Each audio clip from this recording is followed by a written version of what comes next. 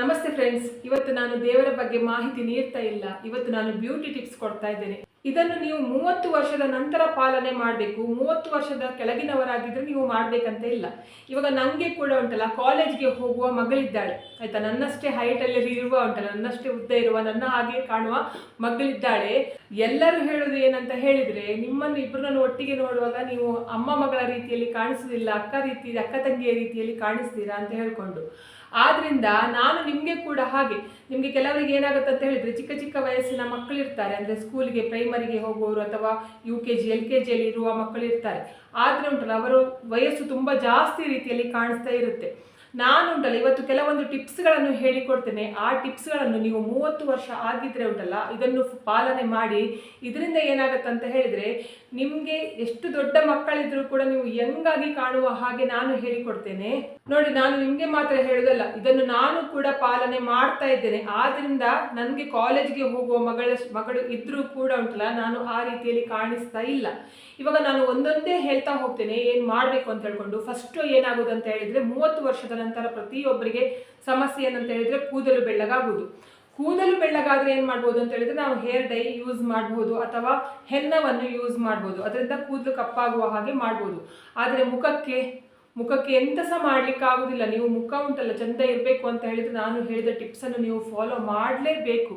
First ಮಾಡಬೇಕಾದ ಕೆಲಸ ನೀವು ಯಾವುದು ಅಂತ ಹೇಳಿದರೆ, ನೀವು ಉಂಟಲ್ಲ ಒಂದು ಸಲ ದಪ್ಪ ಆಗೋದು, ಒಂದು ಸಲ ಸಣ್ಣ ಆಗೋದು, ಪುನಃ ದಪ್ಪ ಆಗೋದು, ಸಣ್ಣ ಆಗೋದು, ಆ ರೀತಿಯಲ್ಲಿ ನಿಮಗೆ ಆಗ್ತಾ ಇದ್ರೆ ಉಂಟಲ್ಲ, ದಯವಿಟ್ಟು ಆ ರೀತಿ ಆಗದೆ ಇರುವಾಗ ಏನು ಮಾಡ್ಕೊಳ್ಬೇಕು ಏನಂತ ಹೇಳಿದರೆ, ನೀವು ತುಂಬ ದಪ್ಪ ಆದ ನಂತರ ಸಣ್ಣ ಆಗ್ತೀರಾ, ಆಮೇಲೆ ಪುನಃ ದಪ್ಪ ಆಗ್ತೀರಾ, ಪುನಃ ಸಣ್ಣ ಆದರೆ ಏನಾಗುತ್ತೆ ಅಂತ ಹೇಳಿದ್ರೆ, ನಿಮ್ಮದು ಸ್ಕಿನ್ ಎಲ್ಲ ಲೂಸ್ ಆಗಲಿಕ್ಕೆ ಸ್ಟಾರ್ಟ್ ಆಗುತ್ತೆ.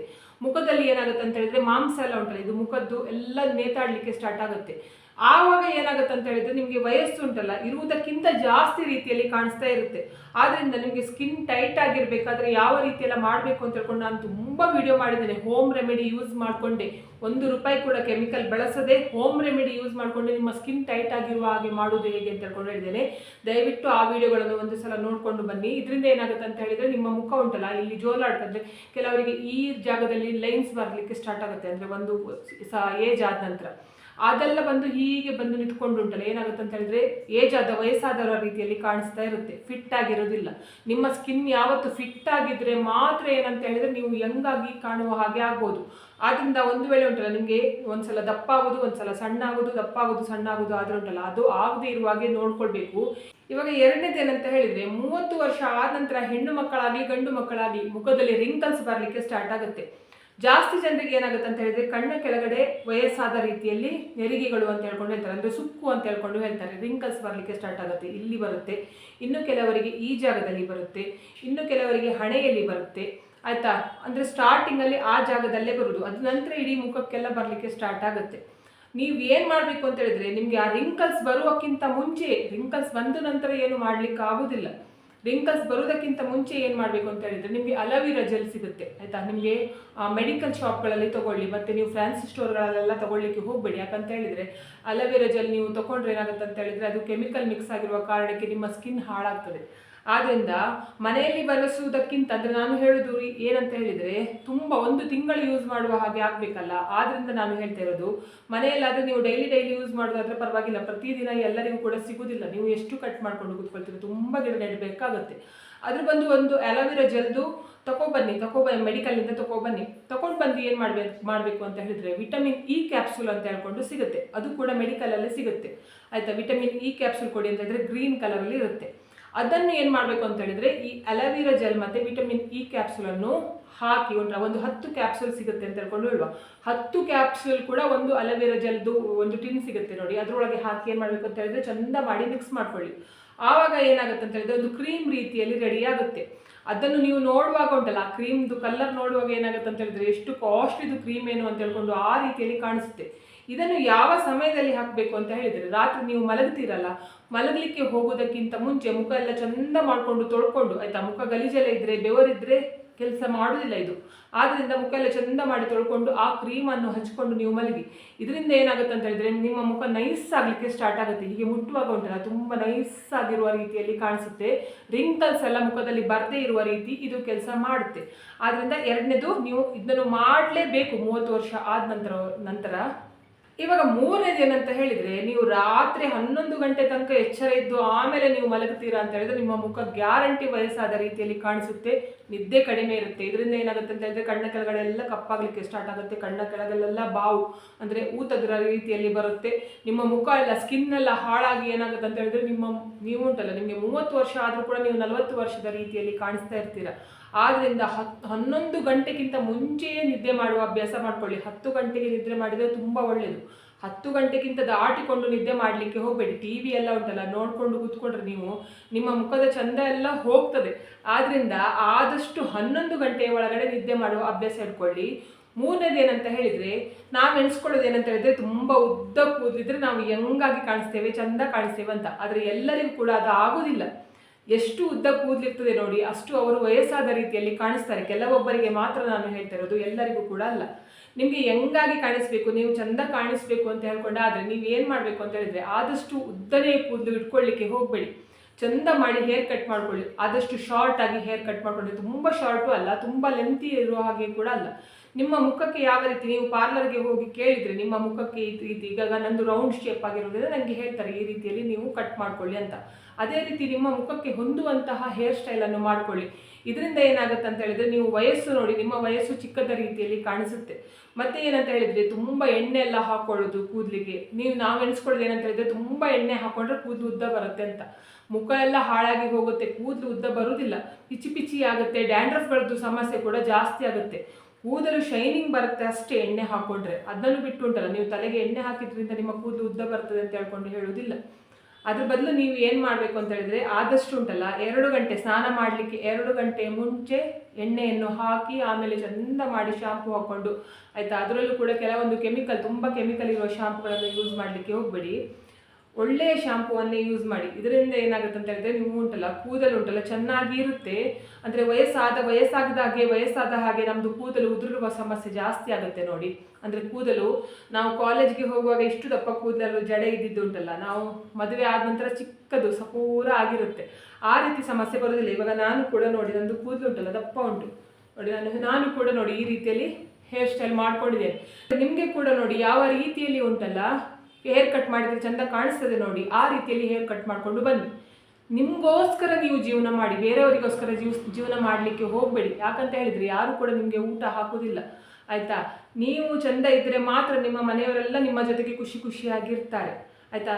ನಾನು ಇವಾಗ ನಂದು ಈ ವಯಸ್ಸಿನಲ್ಲಿ ಹೇರ್ ಕಟ್ ಮಾಡಿಕೊಂಡ್ರೆ ಅವರು ಎಂತ ಎಣಿಸ್ಕೊಳ್ತಾರೇನೋ, ಇವರು ಎಂತ ಎಣಿಸ್ಕೊಳ್ತಾರೇನೋ ಅಂತ ಹೇಳ್ಕೊಂಡು ಎಣಿಸ್ಕೊಂಡ್ರೆ ಉಂಟಲ್ಲ, ಆಗೋದಿಲ್ಲ. ನಿಮಗೋಸ್ಕರ, ಆಯಿತಾ. ನಮಗೆ ಇರುವುದೇ ಒಂದೇ ಜೀವನ, ಆ ಜೀವನದಲ್ಲಿ ನಾವು ಚೆನ್ನಾಗಿ ಬದುಕಿ ಹೋಗಬೇಕಲ್ಲ. ಆದ್ದರಿಂದ 4ನೇವರದ್ದು ಮಾತೆಲ್ಲ ತಲೆಗೆ ಹಾಕೊಳ್ಳಿಕ್ಕೆ ಹೋಗಬೇಡಿ. ನಿಮಗೆ ನೀವು ಚೆಂದ ಕಾಣಿಸ್ಬೇಕು, ನೀವು ಹೆಂಗಾಗಿ ಕಾಣಿಸ್ಬೇಕು. ನಿಮ್ಮ ಮಕ್ಕಳು ಕೂಡ ಉಂಟಲ್ಲ, ನಿಮ್ಮ ಜೊತೆಗೆ ಉಂಟಲ್ಲ, ಕೆಲವರು ಮಕ್ಕಳು ಯಾವ ರೀತಿ ಇರ್ತಾರೆ ಅಂತ ಹೇಳಿದರೆ, ವಯಸ್ಸಾದ ರೀತಿಯಲ್ಲಿ ಕಾಣಿಸಿದರೆ ಮಕ್ಕಳು ಅಪ್ಪ ಅಮ್ಮನ ಜೊತೆಗೆ ಬರಲಿಕ್ಕೆ ಕೂಡ ಕೇಳೋದಿಲ್ಲ. ಅಂದರೆ ವಯಸ್ಸಾದ ರೀತಿಯಲ್ಲಿ ಇರ್ತಾರೆ, ಬೇರೆಯವ್ರದ್ದು ಅಪ್ಪ ಅಮ್ಮ ಹೆಂಗಿದ್ದಾರೆ, ನಮ್ಮ ಅಪ್ಪ ಅಮ್ಮ ವಯಸ್ಸಾದ ರೀತಿಯಲ್ಲಿ ಇದ್ದಾರೆ ಅಂತ ಹೇಳ್ಕೊಂಡು ಕೆಲವರು ಮಕ್ಕಳು ಬರೋದಿಲ್ಲ ಅಪ್ಪ ಅಮ್ಮನ ಜೊತೆಗೆ, ಅಥವಾ ಅಪ್ಪ ಅಮ್ಮ ಅಂತ ಹೇಳ್ಕೊಂಡು ತೋರಿಸ್ಲಿಕ್ಕೆ ನಾಚಿಕೆ ಮಾಡ್ತಾರೆ. ಆದ್ದರಿಂದ ನಾನು ಹೇಳೋದು, ನಿಮಗೋಸ್ಕರ ನೀವು ಬದುಕಿ. ಬೇರೆಯವರು ಹೇಳೋರು ಹೇಗಿದ್ರು ಕೂಡ ಹೇಳ್ತಾರೆ, ಅವರಿಗೋಸ್ಕರ ನೀವು ತಲೆ ಕೆಡಿಸ್ಲಿಕ್ಕೆ ಹೋಗಬೇಡಿ. ಮತ್ತು ಜಡೆ ಎಲ್ಲ ಹಾಕೊಳ್ಳಿಕ್ಕೆ ಹೋಗಬೇಡಿ. ನೀವು ಟೈಟಾಗಿ ಜಡೆ ಹಾಕಿದಾಗ ಏನಾಗುತ್ತೆ ಅಂತ ಹೇಳಿದರೆ, ಇನ್ನೂ ಕೂಡ ವಯಸ್ಸಾದ ರೀತಿಯಲ್ಲಿ ಮುಖ ಕಾಣಿಸುತ್ತೆ. ಹೇರ್ ಕಟ್ ಮಾಡಿ ನಂತರ ಈ ರೀತಿಯಲ್ಲಿ ಕ್ಲಿಪ್ ಹಾಕಿ ಬಿಡಿ, ಆಯಿತಾ. ಆವಾಗ ನಿಮ್ಮ ಮುಖಕ್ಕೆ ಯಾವ ಹೇರ್ ಸ್ಟೈಲ್ ಚೆಂದ ಕಾಣಿಸ್ತದೆ ಆ ಹೇರ್ ಸ್ಟೈಲ್ ಮಾಡ್ಕೊಳ್ಳಿ, ನೀವು ಹೆಂಗಾಗಿ ಕಾಣಿಸ್ತೀರ. ಇವಾಗ ಮೂರನೇದೇನಂತ ಹೇಳಿದರೆ, ಪ್ರತಿದಿನ ನೀವು ಬೆಳಿಗ್ಗೆ ಎದ್ದ ಕೂಡಲೇ ಖಾಲಿ ಹೊಟ್ಟೆಗೆ ನಿಂಬೆ ರಸವನ್ನು ಸೇವಿಸಬೇಕು. ಸ್ವಲ್ಪ ಬೆಚ್ಚಗಿನ ನೀರಿಗೆ ಉಂಟಲ್ಲ, ಸ್ವಲ್ಪ ನಿಂಬೆ ರಸವನ್ನು ಹಾಕಿ ನೀವು ಕುಡಿದ್ರೆ ಏನಾಗುತ್ತೆ ಅಂತ ಹೇಳಿದರೆ, ಇದರಿಂದ ಕೂಡ ನಿಮ್ಮ ಸ್ಕಿನ್ ಚೆನ್ನಾಗಿ ಬರುತ್ತೆ, ಗ್ಲೋ ಬರುತ್ತೆ, ಬೆಳ್ಳಗಾಗಲಿಕ್ಕೆ ಸ್ಟಾರ್ಟ್ ಆಗ್ತೀರಾ. ಮುಖದಲ್ಲಿ ಅಥವಾ ನಿಮ್ಮ ಇಡೀ ದೇಹದಲ್ಲಿ ಏನಾದರೂ ಕಲೆಗಳೆಲ್ಲ ಇದ್ದರೆ ಉಂಟಲ್ಲ, ಆ ಕಲೆ ಎಲ್ಲ ಹೋಗಲಿಕ್ಕೆ ಸ್ಟಾರ್ಟ್ ಆಗುತ್ತೆ. ಇವಾಗ ಕನಿಷ್ಠ ಒಂದು ದಿನಕ್ಕೆ 20 ನಿಮಿಷ ಆದರೂ ವಾಕಿಂಗ್ ಮಾಡಬೇಕು ಅಂತ ಹೇಳ್ಕೊಂಡು ಹೇಳ್ತಾರೆ. ಆವಾಗ ಮಾತ್ರ ನೀವು ಹೆಂಗಾಗಿ ಇರಲಿಕ್ಕೆ ಕಾರಣ. ತುಂಬ ದಪ್ಪ ಆದರೆ ಏನಾಗುತ್ತೆ ಅಂತ ಹೇಳಿದರೆ, ನಾವು ಇರುವ ವಯಸ್ಸಿಗಿಂತ ಜಾಸ್ತಿ ರೀತಿಯಲ್ಲಿ ಕಾಣಿಸ್ತಾರೆ. ನೀವು ಬೇಕಾದರೆ ಅಬ್ಸರ್ವ್ ಮಾಡಿ. ಒಂದು ಮಗು ಆದ ನಂತರ, ಮಗು ಆಗೋಕ್ಕಿಂತ ಮುಂಚೆ ನೋಡಿ ಅವರು ಎಷ್ಟು ಹೆಂಗಾಗಿ ಕಾಣ್ತಾ ಇರ್ತಾರೆ. ಒಂದು ಮಗು ಆದ ನಂತರ ಎಂತಾಗ್ತದೆ ಅಂತ ಹೇಳಿದರೆ ದಪ್ಪ ಆಗಲಿಕ್ಕೆ ಸ್ಟಾರ್ಟ್ ಆಗ್ತಾರೆ. ಅದರಿಂದ ಅವರು ವಯಸ್ಸು ಕೂಡ ಜಾಸ್ತಿಯ ರೀತಿಯಲ್ಲಿ ಕಾಣಿಸ್ತಾ ಇರುತ್ತೆ. ಆದ್ದರಿಂದ ಆದಷ್ಟು ವಾಕಿಂಗ್ ಮಾಡಿ. ವಾಕಿಂಗ್ ಮಾಡೋದು, ನಾನು ಯಾವ ಸಮಯದಲ್ಲಿ ವಾಕಿಂಗ್ ಮಾಡ್ತೇನೆ ಅಂತ ಹೇಳಿದರೆ, ನನಗೆ ಬೆಳಿಗ್ಗೆ ಎಲ್ಲ ಪುರ್ಸೊತ್ತಿರೋದಿಲ್ಲ ವಾಕಿಂಗ್ ಮಾಡಲಿಕ್ಕೆ. ಅಂದರೆ ಮಕ್ಕಳೆಲ್ಲ ಇದ್ದಾರಲ್ಲ, ಮಕ್ಕಳಿಗೆ ಬಾಕ್ಸ್ಗೆಲ್ಲ ರೆಡಿ ಮಾಡಿ ಅದೆಲ್ಲ ಕಳಿಸೋದ್ರಲ್ಲೇ ನಂದು ಕೆಲಸ ಆಗಿ ಹೋಗುತ್ತೆ. ಆದ್ದರಿಂದ ನಾನು ಏನು ಮಾಡ್ತೇನೆ ಅಂತ ಹೇಳಿದ್ರೆ, ರಾತ್ರಿಯ ಸಮಯದಲ್ಲಿ ಊಟ ಆದ ನಂತರ ಉಂಟಲ್ಲ ಏನು ಮಾಡ್ತೇನೆ ಅಂತ ಹೇಳಿದರೆ 20 ನಿಮಿಷ ವಾಕಿಂಗ್ ಮಾಡ್ತೇನೆ. ಅಂದರೆ 5,000 ಹೆಜ್ಜೆ ಅಥವಾ 10,000 ಹೆಜ್ಜೆ ನಾನು ಮೊಬೈಲಲ್ಲಿ ಸೆಟ್ ಮಾಡ್ಕೊಂಡು ಉಂಟಲ್ಲ ವಾಕಿಂಗ್ ಮಾಡ್ತೇನೆ. ಅಷ್ಟು ಹೆಜ್ಜೆ ಆದ ನಂತರ ಸ್ಟಾಪ್ ಮಾಡ್ತೇನೆ. ನಿಮಗೆ ಉಂಟಲ್ಲ ಅಷ್ಟು ಹೆಜ್ಜೆ ಹಾಕಲಿಕ್ಕೆ ಆಗೋದಿಲ್ಲ ಅಂತ ಹೇಳಿದರೆ ಉಂಟಲ್ಲ, ಬರೀ 20 ನಿಮಿಷ ಆದರೂ ಒಂದು ಅಲಾರಾಮ್ ಇಟ್ಕೊಂಡು ವಾಕಿಂಗ್ ಮಾಡಿ. ಇದರಿಂದ ಕೂಡ ಹಾಗೆ ತುಂಬ ದಪ್ಪ ಆಗೋದು ಸಮಸ್ಯೆ ಎಲ್ಲ ಉಂಟಲ್ಲ ಅದೆಲ್ಲ ಸರಿಯಾಗುತ್ತೆ. ಇವಾಗ ಇದೊಂದು ನೀವು ಮಾಡಲೇಬೇಕು. ನಾನು ನೆಕ್ಸ್ಟ್ ಹೇಳೋದು ಯಾಕಂತ ಹೇಳಿದರೆ, ನೀವು ಹೆಂಗಾಗಿ ಕಾಣಿಸ್ಬೇಕು ಅಂತ ಹೇಳಿದ್ರೆ ಇದನ್ನೆಲ್ಲ ಮಾಡಿದರೆ ನೀವು ಹೆಂಗಾಗಿ ಕಾಣಿಸೋದಿಲ್ಲ, ವಯಸ್ಸಾದ ರೀತಿಯಲ್ಲೇ ಕಾಣಿಸೋದು, ಆಯಿತಾ. ಆದ್ದರಿಂದ ಏನೆಲ್ಲ ಮಾಡಬಾರ್ದು ಅಂತ ಹೇಳಿದರೆ, ಎಣ್ಣೆಯಲ್ಲಿ ಕರಿದ ವಸ್ತುವನ್ನು ಜಾಸ್ತಿ ಸೇವಿಸಲಿಕ್ಕೆ ಹೋಗಬೇಡಿ. ಚಿಕ್ಕ ವಯಸ್ಸಿನಲ್ಲಿ ನಡೆಯುತ್ತೆ. 30 ವರ್ಷ ದಾಟಿದ ನಂತರ ನೀವು ಆದಷ್ಟು ಜಾಸ್ತಿ ಎಣ್ಣೆ ಅಂಶ ಇರುವ ಫುಡ್ಡನ್ನು ತಿನ್ನಲಿಕ್ಕೆ ಹೋಗಬೇಡಿ. ಹೊರಗಡೆದು ಕೂಡ ಯಾವುದು ಕೂಡ ಐಟಮ್ಗಳನ್ನು, ಅದರ ಗೋಬಿ ಮಂಚೂರಿ ಆಗಲಿ ಅಥವಾ ಮಸಾಲೆ ಪೂರಿ ಆಗಲಿ ಅಥವಾ ಪಾಪ್ಕಾರ್ನ್ ಆಗಲಿ ಅಥವಾ ಚಾಕ್ಲೇಟ್ ಆಗಲಿ, ಅದರ ಜೊತೆಗೆ ಕಾಫಿ ಟೀ ಇದನ್ನು ಕೂಡ ಕುಡಿಯೋದು ಬಿಡಬೇಕು. ನೀವು ಕಾಫಿ ಟೀ ಕುಡಿದ್ರೂ ಕೂಡ ನಿಮ್ಮದು ಮುಖ ಉಂಟಲ್ಲ ರಿಂಕಲ್ಸ್ ಬರುತ್ತೆ. ಮತ್ತು ಯಾರು ಜಾಸ್ತಿ ಸ್ವೀಟ್ ತಿಂತಾರೆ ನೋಡಿ, ಅಥವಾ ಯಾರು ಜಾಸ್ತಿ ಸಕ್ಕರೆ ತಿಂತಾರೆ ನೋಡಿ, ಅದರಲ್ಲಿ ಕೂಡ ಮುಖ ರಿಂಕಲ್ಸ್ ಬರೋದು ಜಾಸ್ತಿ. ನೀವು ಚಾಕ್ಕೆ ಅಥವಾ ಕಾಫಿಗೆ ಚಂದ ಮಾಡಿ ಸಕ್ಕರೆಯನ್ನು ಅಥವಾ ಹಾಲಿಗೆ ಸಕ್ಕರೆಯನ್ನು ಸುರಿದು ಉಂಟಲ್ಲ, ಆ ಸಕ್ಕರೆಯನ್ನು ತಿಂದರೆ, ಸ್ವೀಟ್ ಜಾಸ್ತಿ ತಿಂದರೆ ನಿಮ್ಮ ಮುಖ ಎಲ್ಲ ರಿಂಕಲ್ಸ್ ಬಂದು ಹೋಗುತ್ತೆ. ಮುಖ ನೋಡ್ಲಿಕ್ಕೆ ಆಗೋದಿಲ್ಲ. ನಮಗೆ ಹೊಟ್ಟೆಗೆ ರುಚಿ ರುಚಿ ಆಗ್ತದೆ ಹೌದು, ಆದರೆ ಮುಖ ಎಲ್ಲ ಉಂಟಲ್ಲ ಏಜ್ ಆದ ರೀತಿಯಲ್ಲಿ ಆಗುತ್ತೆ. ಮುಖದಲ್ಲಿ ಒಂದು ರೀತಿಯ ಕಲೆ ಚುಕ್ಕೆ ರೀತಿಯ ಕಲೆ ಬರುವುದು, ಆಮೇಲೆ ರಿಂಕಲ್ಸ್ ಬರುವುದು, ಈ ಜಾಗದಲ್ಲೆಲ್ಲ ಬೇರೆ ಥರನೇ ಒಂಥರ ಮುಖನೇ ಬೇರೆ ಥರ ಆಗುತ್ತೆ. ಆದ್ದರಿಂದ ದಯವಿಟ್ಟು ಈ ವಸ್ತುಗಳನ್ನೆಲ್ಲ ಬಿಟ್ಟು ಬಿಡಿ. ಸಕ್ಕರೆಯನ್ನು ತಿನ್ನುವುದೇ ಬೇಡ. ಸಕ್ಕರೆ ಹಾಕಬೇಕಂತಲೇ ಇಲ್ಲ. 30 ವರ್ಷ ಆದ ನಂತರ ಸಕ್ಕರೆ ಯೂಸ್ ಮಾಡಬೇಕಂತಲೇ ಇಲ್ಲ. ನಿಮಗೆ ಆಗುವುದೇ ಇಲ್ಲ ನಮಗೆ ಸಕ್ಕರೆ ಬೇಕು ಅಂತ ಹೇಳಿದ್ರೆ, ಬೆಳಿಗ್ಗೆ 1 ಲೋಟ ಕಾಫಿ ಅಥವಾ ಟೀಗೆ ಸ್ವಲ್ಪ ಸಕ್ಕರೆಯನ್ನು ಹಾಕಿ ಉಂಟಲ್ಲ ಚಹಾ ಕುಡೀರಿ ಅಥವಾ ಕಾಫಿ ಕುಡೀರಿ. ಅದನ್ನು ಬಿಟ್ಕೊಂಡು ಉಂಟಲ್ಲ ಸಕ್ಕರೆ ಪಾಕ ಮಾಡಿ ಇರುವುದೆಲ್ಲ ಸಕ್ಕರೆದೆಲ್ಲ ಹಾಕೊಂಡು ತಿನ್ನಲಿಕ್ಕೆ ಹೋಗಬೇಡಿ. ಇದರಿಂದ ನಿಮಗೆ ವಯಸ್ಸು ಜಾಸ್ತಿ ಆದ ರೀತಿಯಲ್ಲಿ ಕಾಣಿಸುತ್ತೆ.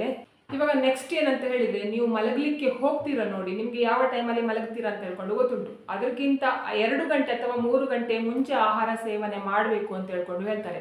ಅದಕ್ಕಿಂತ ನಂತರ ಉಂಟಲ್ಲ ಆಹಾರ ಸೇವನೆ ಮಾಡಬೇಡಿ. ನೀವು ಏನಾಗುತ್ತೆ ಅಂತ ಹೇಳಿದರೆ, ಊಟ ಮಾಡಿದ ಕೂಡಲೇ ಡೈರೆಕ್ಟ್ ಮಲ್ಕೊಳ್ಳಿಕ್ಕೆ ಹೋದರೆ ಏನಾಗುತ್ತೆ ಅಂತ ಹೇಳಿದರೆ, ನೀವು ದಪ್ಪ ಆಗಲಿಕ್ಕೆ ಸ್ಟಾರ್ಟ್ ಆಗ್ತೀರಾ. ಆದ್ದರಿಂದ ನೀವು ವಯಸ್ಸಾದ ರೀತಿಯಲ್ಲಿ ಕೂಡ ಕಾಣಿಸ್ಬೋದು. ಆದ್ದರಿಂದ ನೀವು ಊಟ ಮಾಡಿ 2-3 ಗಂಟೆ ಆದ ನಂತರ ನಿದ್ದೆ ಮಾಡಲಿಕ್ಕೆ ಹೋಗಿ. ಮತ್ತು ಆದಷ್ಟು ಇವಾಗ ಮಳೆಗಾಲ ಅಥವಾ ಚಳಿಗಾಲ ನಮಗೆ ನೀರು ಸೇರುವುದಿಲ್ಲ ಅಂತ ಹೇಳ್ಕೊಂಡು ಹೇಳಲಿಕ್ಕೆ ಹೋಗ್ಬೇಡಿ.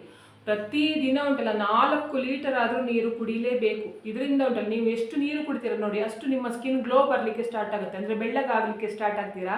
ಅದ್ರ ಜೊತೆಗೆ ಏನಾಗುತ್ತೆ ಅಂತ ಹೇಳಿದರೆ, ನಿಮ್ಮದು ಸ್ಕಿನ್ನಲ್ಲಿ ಉಂಟಲ್ಲ ನೀರಿನ ಅಂಶ ಇರುವುದರಿಂದ ಏನಾಗುತ್ತೆ ಅಂತ ಹೇಳಿದರೆ, ರಿಂಕಲ್ಸ್ ಎಲ್ಲ ಬರೋದು ಕಡಿಮೆ ಆಗುತ್ತೆ. ಮತ್ತು ನೀವು ವಯಸ್ಸಾದ ರೀತಿಯಲ್ಲಿ ಕಾಣಿಸೋದು ಕೂಡ ಕಡಿಮೆ ಆಗುತ್ತೆ. ಇವಾಗ ನೆಕ್ಸ್ಟ್ ಏನಂತ ಹೇಳಿದರೆ, ಪ್ರತಿದಿನ ಬೆಳಿಗ್ಗೆ, ಅಂದರೆ ಬೆಳಿಗ್ಗೆ ಮುಂಜಾನೆ ಅಂತ ಹೇಳ್ಕೊಂಡು ಹೇಳ್ತಾರೆ ನೋಡಿ, ಆ ಸಮಯದಲ್ಲಿ ಸೂರ್ಯನ ಬಿಸಿಲು ನಿಮ್ಮ ಮುಖಕ್ಕೆ ಅಥವಾ ನಿಮ್ಮ ಚರ್ಮಕ್ಕೆ ತಾಗುವ ರೀತಿ ನೋಡ್ಕೋಬೇಕು. ನಿಮಗೆ ಬೆಳಿಗ್ಗೆ ಎಲ್ಲ ಪುರ್ಸೋತಿಲ್ಲ ಅಂತ ಹೇಳ್ಕೊಂಡಾದ್ರೆ ಸಾಯಂಕಾಲ ಸೂರ್ಯ ಅಸ್ತ ಆಗ್ತಾನೆ ನೋಡಿ 5:30 ನಂತರ, ಆ ಬಿಸಿಲಲ್ಲಿ ಆದರೂ ನೀವು ಮುಖವನ್ನು ಕೊಟ್ಟರೆ ಏನಾಗುತ್ತೆ ಅಂತ ಹೇಳಿದರೆ, ನಿಮ್ಗೆ ಏನಾಗುತ್ತೆ ಅಂತ ಹೇಳಿದರೆ ಮುಖ ಚಂದ ಇರುತ್ತೆ ಅಂತ ಹೇಳ್ಕೊಂಡು ಹೇಳ್ತಾರೆ, ವಿಟಮಿನ್ ಡಿ ಇರೋದ್ರಿಂದ.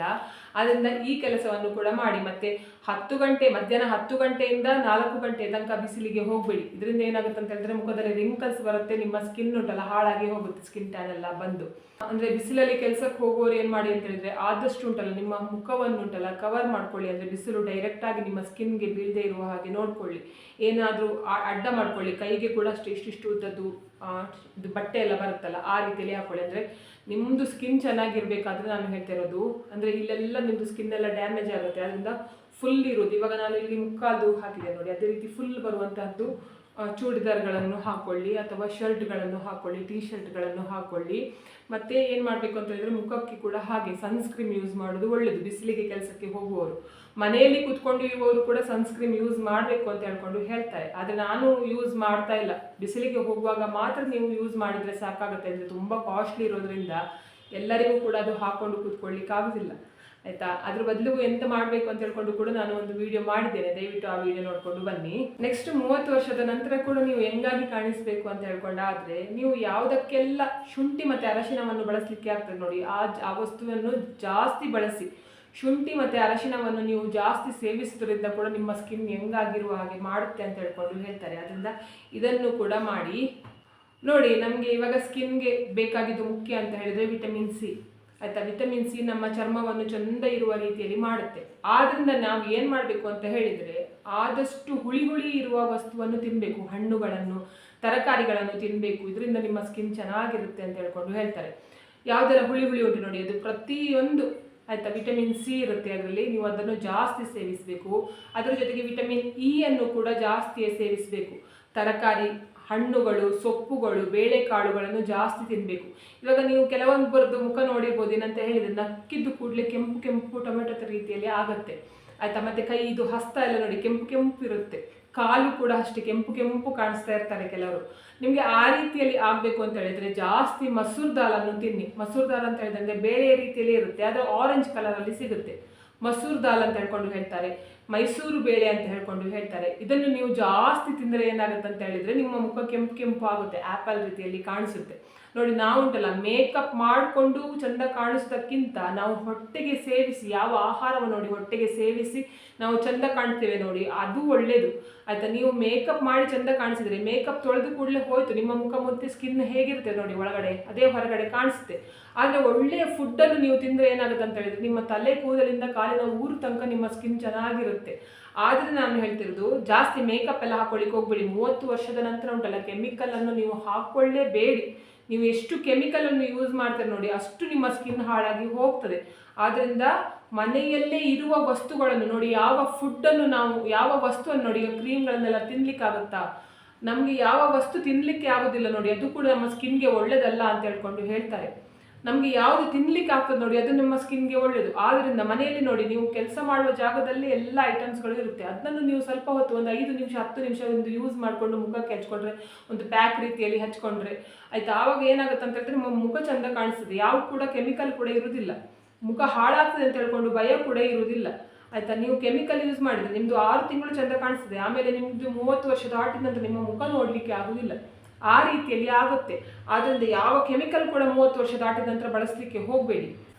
ಆಮೇಲೆ ನಾನ್ ವೆಜ್ ಕೂಡ ಜಾಸ್ತಿ ತಿನ್ನಬಾರ್ದು ಅಂತ ಹೇಳ್ಕೊಂಡು ಹೇಳ್ತಾರೆ. ನಾನ್ ವೆಜ್ ಜಾಸ್ತಿ ತಿಂದರೆ ಕೂಡ ನಿಮ್ಮ ಸ್ಕಿನ್ ಏಜ್ ಆದ ರೀತಿಯಲ್ಲಿ ಆಗುತ್ತೆ ಅಂತ ಹೇಳ್ಕೊಂಡು ತಿನ್ನಿ, ಎಷ್ಟು ಬೇಕು ನೋಡಿ ಅಷ್ಟು ತಿನ್ನಿ, ಆರೋಗ್ಯಕ್ಕೆ ಒಳ್ಳೆಯದು. ನಾನ್ ವೆಜ್ ಕೆಟ್ಟದಂತ ಹೇಳ್ಕೊಂಡಲ್ಲ, ಎಷ್ಟು ಅಗತ್ಯ ನೋಡಿ ಅಷ್ಟು ಮಾತ್ರ ತಿನ್ನಿ, ಅದನ್ನು ಬಿಟ್ಕೊಂಡು ಲೆಕ್ಕಕ್ಕಿಂತ ಜಾಸ್ತಿ ತಿನ್ನಲಿಕ್ಕೆ ಹೋಗ್ಬಿಡಿ. ವಾರಕ್ಕೆ 1 ಸಲ 2 ಸಲ ಮಾಡಿದರೆ ಸಾಕಾಗುತ್ತೆ, ಪ್ರತಿದಿನ ತಿನ್ನೋದು ಒಳ್ಳೆಯದಲ್ಲ ಆಯಿತಾ. ನಿಮ್ಮ ಸ್ಕಿನ್ ಏನಾಗುತ್ತೆ ಅಂತ ಹೇಳಿದರೆ, ನೀವು ಜಾಸ್ತಿ ನಾನ್ ವೆಜ್ ತಿನ್ನುವವರು ನೋಡಿ ಅವ್ರದ್ದು ಸ್ಕಿನ್ ಡ್ರೈ ಆಗಿರುತ್ತೆ.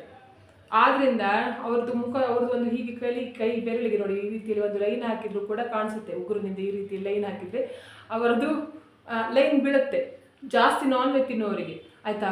ಆದ್ದರಿಂದ ನೀವು ಏನು ಮಾಡಿ ಅಂತ ಹೇಳಿದರೆ, ತುಪ್ಪವನ್ನು ತಿಂದರೆ ದಪ್ಪ ಆಗೋದಿಲ್ಲ. ನೀವು ಎಣಿಸ್ಕೊಳ್ಳೋದು ತುಪ್ಪ ತಿಂದರೂ ಕೂಡ ದಪ್ಪ ಆಗ್ತಾರಂತ.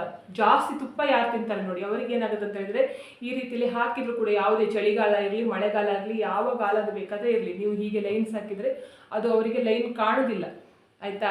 ಆದ್ದರಿಂದ ಅಂದರೆ ಬೆಳ್ಳಗೆ ಲೈನ್ ಬರುತ್ತೆ ನೋಡಿ, ಅದು ಬರುವುದಿಲ್ಲ. ಆದ್ದರಿಂದ ಉಂಟಲ್ಲ ಜಾಸ್ತಿ ತುಪ್ಪ ಸೇವಿಸಿ, ತುಪ್ಪವನ್ನು ತಿನ್ನಿ, ಎಲ್ಲದಕ್ಕೂ ಕೂಡ ಹಾಕ್ಕೊಂಡು ತಿನ್ನಿ. ದಪ್ಪ ಅಂತೂ ತುಪ್ಪ ಹಾಕಿ ತಿಂದರೆ ಆಗೋದಿಲ್ಲ, ಸುಳ್ಳೋದು, ದಪ್ಪ ಆಗ್ತಾರೆ ತಿಂದರೆ ಅಂತ ಹೇಳ್ಕೊಂಡು. ನಿಮ್ಮ ಸ್ಕಿನ್ ಚೆಂದ ಬರುತ್ತೆ ಆಯಿತಾ, ನಿಮ್ಮ ಇದು ಸ್ಕಿನ್ ಶೈನಿಂಗ್ ಬರುತ್ತೆ. ಆದ್ದರಿಂದ ತುಪ್ಪವನ್ನು ಜಾಸ್ತಿ ತಿನ್ನಿ, ನಾನ್ ವೆಜ್ಜನ್ನು ಸ್ವಲ್ಪ ಕಡಿಮೆ ಮಾಡಿ ತಿನ್ನೋದನ್ನು. ಆದಷ್ಟು ನೋಡಿ ನಿಮ್ಮ ಸ್ಕಿನ್ ಚೆನ್ನಾಗಿರಬೇಕು ಅಂತ ಹೇಳ್ಕೊಂಡಾದರೆ ಇದನ್ನು ಮಾಡಿ. ನಾವು ಕೆಮಿಕಲ್ ಯೂಸ್ ಮಾಡಿಕೊಂಡೇ ಚೆಂದ ಕಾಣಿಸ್ತೇವೆ ಅಂತ ಹೇಳಿದರೆ ನಿಮ್ಮ ಇಷ್ಟಕ್ಕೆ ಬಿಟ್ಟಿದ್ದು, ನಾನು ಎಂತ ಸಹ ಹೇಳಲಿಕ್ಕೆ ಹೋಗೋದಿಲ್ಲ. ಇವತ್ತಿನ ವಿಡಿಯೋ ನಿಮಗೆ ಇಷ್ಟ ಆದರೆ ಪ್ಲೀಸ್ ವಿಡಿಯೋಕ್ಕೆ ಲೈಕ್ ಮಾಡಿ, ಆದಷ್ಟು ಜನರಿಗೆ ವಿಡಿಯೋವನ್ನು ಶೇರ್ ಮಾಡಿ, ಕಮೆಂಟ್ ಮಾಡಿ, ನನ್ನ ಚಾನಲ್ಗೆ ಸಬ್ಸ್ಕ್ರೈಬ್ ಆಗಿ. ನನ್ನ ಚಾನಲ್ಗೆ ಸಬ್ಸ್ಕ್ರೈಬ್ ಆದರೆ ಒಂದು ಸಪೋರ್ಟ್ ಸಿಕ್ಕಿದ ಹಾಗೆ ಆಗ್ತದೆ, ಮತ್ತು ನಾನು ಹೀಗೆ ಒಳ್ಳೆ ವಿಡಿಯೋವನ್ನು ನಿಮ್ಮ ಜೊತೆಗೆ ಶೇರ್ ಮಾಡ್ತೇನೆ. ಇವತ್ತಿನ ವಿಡಿಯೋ ಯಾರೆಲ್ಲ ನೋಡಿದಿರ ಅಥವಾ ನೋಡಲಿಲ್ಲ ಎಲ್ಲರಿಗೂ ಕೂಡ ಒಳ್ಳೆಯದಾಗಲಿ ಅಂತ ನಾನು ಕೂಡ ದೇವರಲ್ಲಿ ಬೇಡ್ಕೊತಿದ್ದೇನೆ. ಎಲ್ಲರಿಗೂ ಒಳ್ಳೆಯದಾಗಲಿ.